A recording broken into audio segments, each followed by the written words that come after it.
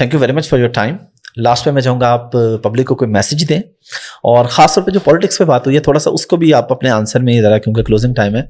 Maryam Nawaz, Bilawal Bhutto, ख़ानदानी politics सबकी चल रही है, तो आप इससे एग्री करती हैं या आपको लगता है कि यहाँ पे दूसरे लोग होने चाहिए? और पब्लिक को आप क्या मैसेज देना चाहेंगे, आवाम को क्या कहना चाहेंगे? देखिए, सियासत में हमें, जैसे मैंने कहा कि ख़वातीन के लिए हमें दरवाजे खोलने पड़ेंगे, और इसी तरह से जो आम आपकी जो 24 करोड़ अवाम है ना, उसकी नुमाइंदगी मुझे पार्लियामेंट में नज़र नहीं आती, उसकी नुमाइंदगी मुझे सियासी जमातों में नज़र नहीं आती. मामला सिर्फ मरीम नवाज और बिलावल भुट्टो तक नहीं है. हमने कहा ना कि मौरूसियत तो हर लेवल पे है. काउंसलर तक भी आप ही की फैमिली है, कि कुछ 22 खानदान भी नहीं, अब 5 खानदान रह गए हैं. मरीम नवाज को हम पहली दफ़ा पार्लियामेंट में देखेंगे, बल्कि पार्लियामेंट में भी नहीं देखेंगे, सूबाई असेंबली चीफ मिनिस्टर पे देखेंगे.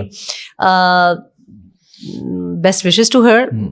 चीफ मिनिस्टर पंजाब कोई आसान नहीं है, और खैर, लेकिन बुज़दार साहब पीटीआई के थे तो इतना ज़्यादा उनको शायद मुश्किल ना हो, लेकिन लेट्स सी उनकी कैसी कारकर्दगी होगी, हमने कभी देखी नहीं, तो I can't comment on that. तो बेस्ट विशेस टू हर.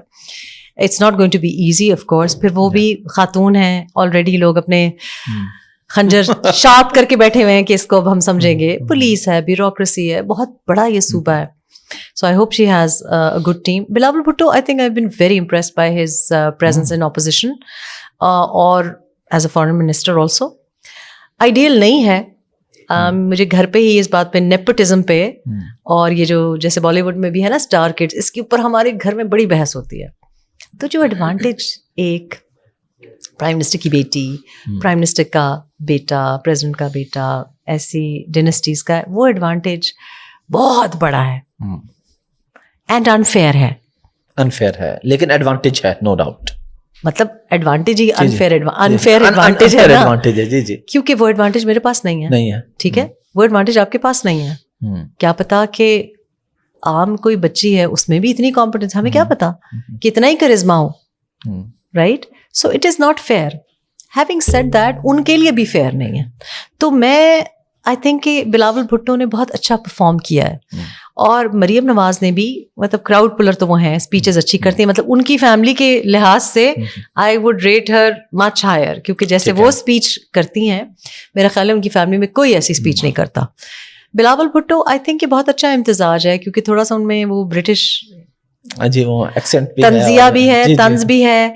और अब जैसा कि हम बिलावल भुट्टो को देख रहे हैं ना कि अपनी उर्दू के ऊपर भी काम कर रहे हैं, मजाक भी अपना भी उड़ाते हैं. I think it's very natural, and I do give him credit कि अभी मैंने उनका एक पॉडकास्ट देखा, तो मतलब लिटरली मुझे बड़ा मुश्किल हुआ देखने में, क्योंकि मैं हमेशा ये सोचती थी कि उनकी जब वालदा की डेथ हुई और टीवी स्क्रीन पे उन्होंने देखा होगा, 19 साल उनकी उम्र होगी, कितना मुश्किल होगा. तो I really respect that personal journey, कि मैं नहीं सोच सकती कि अगर मेरा बेटा होता तो वो कैसे रिकवर करता.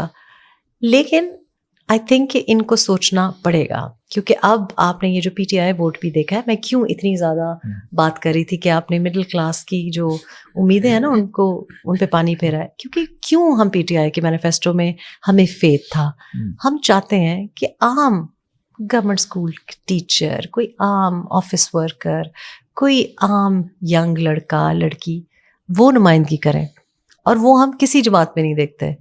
तो जहाँ तो एक डिनेस्टी है वहाँ तो मुश्किल ही है, लेकिन बाकी जमातों में तो होना चाहिए.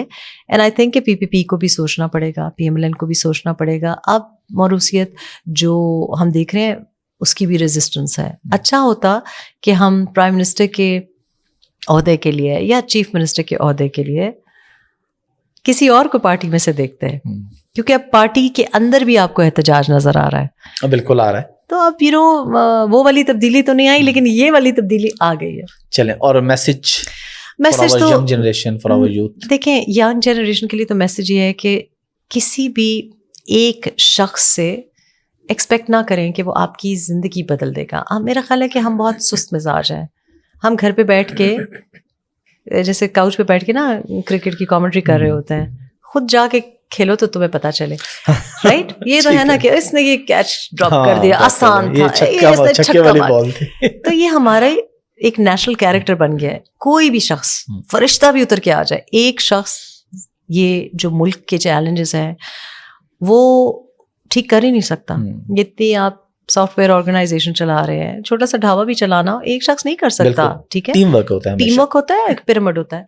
तो प्लीज ये मत समझे कि एक शख्स के पीछे कोई भी हो वो.